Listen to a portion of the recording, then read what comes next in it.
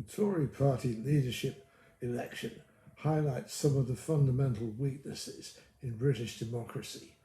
Can it be right that roughly 160,000 people, mostly middle-aged and elderly, mostly white, mostly living in the home counties, and mostly from high-income backgrounds, can choose a Prime Minister to rule over the rest of us? No. Something fundamentally wrong there. Britain does not have a written constitution. And arguably, it doesn't need a single complete document. They tend to cause more problems than they solve. But there is a case for legislation to improve some of the aspects of how government works and how Britain is governed to make it more responsive to the interests of the people. And the choice of Prime Minister in the midst of a parliament is one of the key issues. Surely it should be statutory requirement that when a party elects a new leader, as the Conservatives are doing now, that person does not automatically become Prime Minister, that there has to be a general election in order to determine whether that person is who the people of this country want to lead them for the next however many years it might be. The process also shows up a number of other worrying aspects. One of the biggest problems that I can see is that the Tory party is choosing the next Prime Minister as though it was a single party. That is a fiction. The Conservative Party is not one party, it's two. You have one group who are an elite of global neoliberal free market capitalists, and in practice in recent years in Britain that has also meant tax evaders and kleptocrats who encourage rampant corruption and who govern almost entirely in the interests of a global elite, a self-perpetuating elite representing no one but themselves. The second Tory party is the one that has existed throughout the 20th century, which is essentially based in the Shires. It's a paternalistic, largely white, mostly male, mostly elderly group who have a genuine sense of patriotism. They genuinely believe that their ideas are the best for this country, but they also have a paternalistic assumption that they can impose those ideas on everybody else, and a sense of entitlement that they alone have the right to rule and the right to make moral judgments. Generally speaking, this group are conservative with a small c. They're socially illiberal. They believe in a 19th or 20th century paternalistic form of capitalism, often based on trickle-down economics, which doesn't work. That's another story. They're generally patriotic. They usually have a little Englander mentality, and frankly, most of them are racist. Their little Englander vision is based on a decaying view of the British Empire, which was always based on the assumption that there was a glass ceiling. Black and Asian people made good farmers, more recently good bus drivers, but not necessarily good prime ministers. And that's why Rishi Sunak is a long way behind Liz Truss in the polls. It's as simple as racism, unfortunately. Now, these two parties are fundamentally incompatible.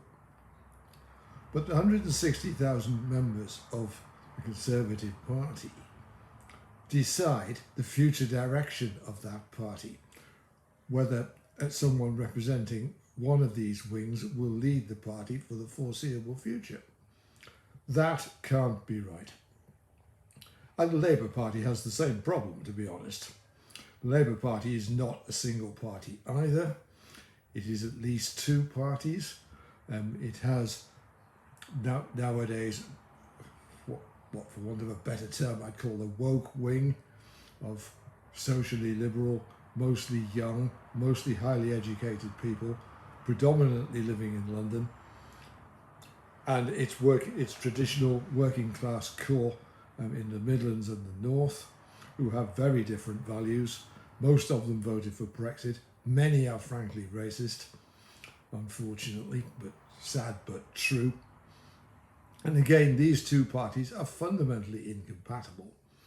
But in the case of the Labour Party, machinations within the party organisation at Transport House determined the future direction of the Labour Party for the foreseeable future by stabbing Corbyn in the back and allowing Starmer, who's utterly useless, to take over. Again, that cannot be right. We have to find a way in which the people can determine the long-term direction of political parties, not an often rigged leadership election, as we have now with the Tory party and as we have had previously with the Labour Party. And the Lib Dems didn't even manage to have a contest. This cannot be right. The people need to have control of the long-term direction of political parties.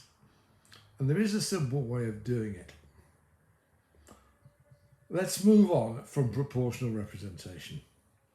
It doesn't work. It was rejected decisively in a referendum in 2011, and I see little point in reviving it. The biggest problem with it is that it breaks the link between an MP and their constituents in favour of a national list which is wide open to corruption and manipulation. However, there is another way of doing it. What we need to do is make voting compulsory. Yes, voting compulsory, without the idiotic ID checks and obstruction of voting rights for the poor as the Tories are proposing. Get rid of that. Make voting compulsory for all, but with a condition that on every ballot paper there has to be an option: no confidence in any of the listed candidates. And if that no confidence box gets a majority, 50% plus, the election has to be reheld. And the previous candidates cannot stand again. The parties would be forced to nominate someone from a different wing of the party who might be more acceptable to the electorate. And in the long run, this gives the electorate, the people, the decisive say in the future direction of parties, and we wouldn't get the farcical, rigged leadership election that we're suffering now. Will any of this happen? No, unless you stand up and make it happen. We need to demand powers for the people. We need to be able to remove a totally unsatisfactory Prime Minister such as Boris Johnson. If his own party haven't got the guts to do it because they believe they will lose the subsequent election, the people need the power to do it. There should be a provision for a recall petition signed by at least 5 million people nationwide, which would automatically trigger the resignation of the Prime Minister and a general election. Then we need a system of voting at that election with the option of no confidence in any candidate, in order that the public get to steer the parties long term in a direction which really represents them. Or if the parties cannot agree on such a direction, and the chances are that neither Labour nor the Tories can, that these parties split and we get some parties which actually say what they mean and do what they say, which would be a huge improvement on what we have now. But none of this is going to happen unless the people rise up, make their voices heard, and make it happen. Thank you.